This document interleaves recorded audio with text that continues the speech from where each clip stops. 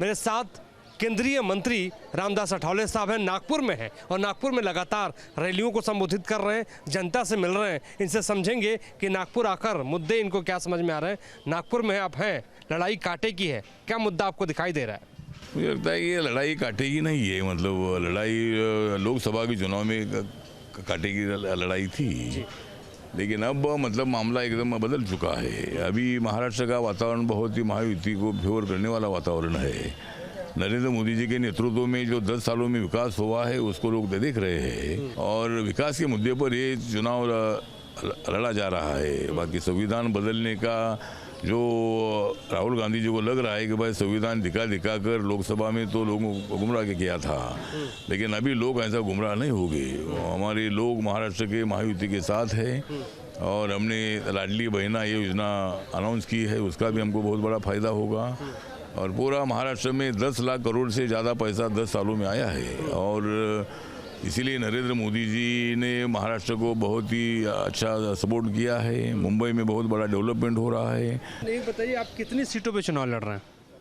नहीं, मेरी पार्टी को तो 2 सीटें मिली है। मेरी पार्टी तो कम नहीं मिली, आपको लगता है ज़्यादा मिलती तो ज़्यादा अच्छा होता? दलितों के आप नेता हैं।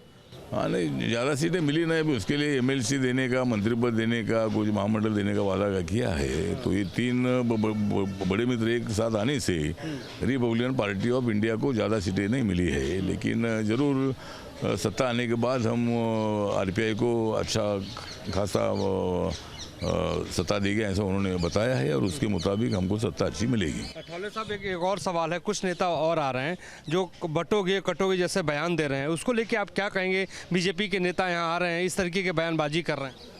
नहीं, ठीक है, अभी बयान उनका कहना है भाई बटेंगे तो नुकसान होता ही है, मतलब एक साथ रहेंगे तो फायदा होता ही है, तो मतलब ये बटना नहीं चाहिए, इतना ही आह्वान उन्होंने किया है। तो हिंदू मुसलमान नहीं लगता आपको इशारा किया जा रहा है? हिंदू मुसलमान चुनाव बनाया जा रहा है इसलिए ऐसे बयान दिए जा रहे हैं? कोई हिंदू मुसलमान का विषय नहीं है। मुसलमान के विरोध में हम लोग नहीं है। मुसलमान को जो योजना मोदी जी ने लागू की उसका मुसलमानों को भी फायदा हुआ है और हम मुसलमान के खिलाफ नहीं है। जो मुसलमान आतंकवादी है, जो मुसलमान लोगों को भड़काते हैं, ऐसे लोगों के विरोध में हम लोग है। जातिगत जनगणना को लेकर क्या कहेंगे अठावले साहब, क्योंकि राहुल गांधी लगातार ये मुद्दा उठा रहे हैं? हाँ, राहुल गांधी लगातार मुद्दा उठा रहे हैं, लेकिन उनकी सरकार थी तब उन्होंने जनगणना नहीं की जाति के आधार पर। अभी तो बोल रहे कि होनी चाहिए।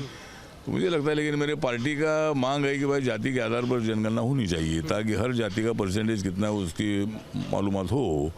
तो मैंने राज्यसभा में भी बहुत बार इशू को उठाया है, मैं सरकार के साथ जरूर हूँ। एक आखिरी सवाल पूछूंगा, आप दलितों के नेता हैं, लगातार आप कह रहे हैं और लोगों के बीच में घूम रहे हैं। कई लोगों से मेरी मुलाकात हुई जो आपके पार्टी के नेता हैं, कार्यकर्ता हैं, कह रहे हैं कि अठावले जैसा नेता कोई नहीं है, उसको मुख्यमंत्री बनना चाहिए, मुख्यमंत्री का सबसे बेहतरीन चेहरा अठावले साहब है। मैं मुख्यमंत्री का मैं कोई दावेदार नहीं हूँ, मतलब यहाँ बहुत सारे नेता हमारे एकनाथ शिंदे जी, देवेंद्र फडणवीस जी, अजय दादा पवार जी, ये नेता तो मुख्यमंत्री बनने के लिए तैयार ही है।